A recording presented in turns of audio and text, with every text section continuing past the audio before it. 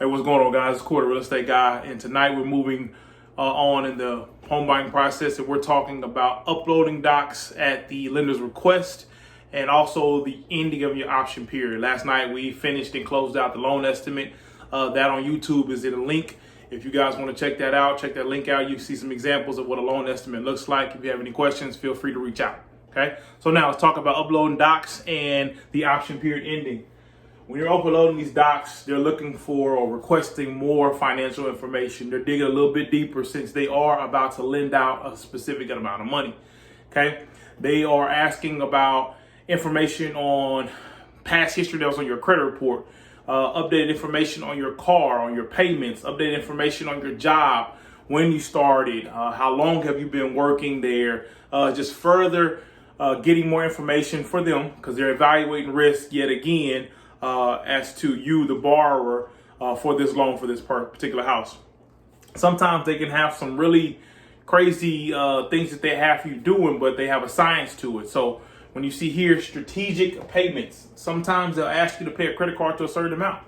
Sometimes they'll ask you to pay down a specific loan in order for you to continue to qualify, pay down a loan to a specific amount. Sometimes they say just leave it alone and it'll be fine.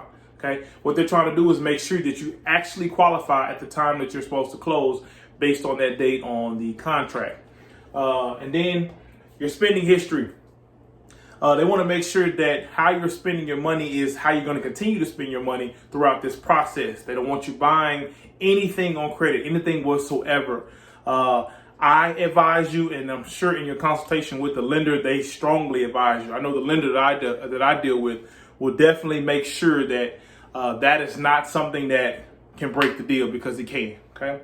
Then we're moving to the end of the option period. At the end of the option period, we have paid the seller a certain amount of money for a certain amount of days to take it off the market. Here, the buyer has the upper hand. At any point during an option period, they can choose to opt out of buying the house and receive their earnest money back. Okay, that's where you hold the power. But in that time, you're doing your due diligence. You're making sure that the inspections that you want to run are being ran, and you're getting that report back so you can do some negotiations. What the negotiations do is they can help you with incentives. Okay, the seller is not obligated to act upon anything that you request during this time.